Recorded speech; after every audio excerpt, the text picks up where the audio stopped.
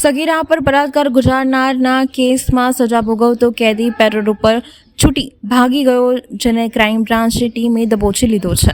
આણંદના પાડજ ગામે રહેતા રાજુ ઉર્ફે સાકલો ઉર્ફે પુતરાજ જશભાઈ પરમાર રિક્ષામાં આવતી એક સગીરાના પરિચયમાં આવ્યા બાદ ઓક્ટોબર 2017માં તેનું અપહરણ કર્યું હતું અને તારાપુર નજીક રિક્ષા મૂકી બાઇક ઉપર ભગાવી ગયો હતો.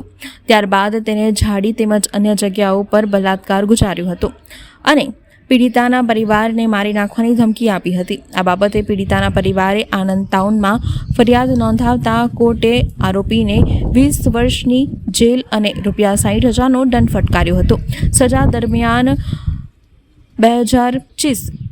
23 માર્ચના રોજ 14 દિવસની પેરોલ ઉપર છૂટેલા રાજુ નિયત તારીખે હાજર નહીં થતાં જેલ સત્તાધીશોએ વડોદરા પોલીસને જાણ કરી હતી. વડોદરા ક્રાઇમ બ્રાન્ચને માહિતી મળતા રાજુના ગામે છાપો મારી તેને ઝડપી પાડવામાં આવ્યો હતો.